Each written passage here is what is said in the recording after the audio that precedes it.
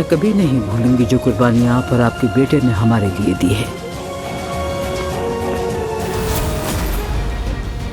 ज़मरुद, मैं यहाँ मज़ीद नहीं रह सकता। जहाँ तुम जाओगे अदनान, मैं वहीं जाऊंगी तुम्हारे साथ। ज़मरुद ने तुमसे झूठ बोला। तुम्हारे चचा से उसकी शादी जबरदस्ती नहीं कराई गई।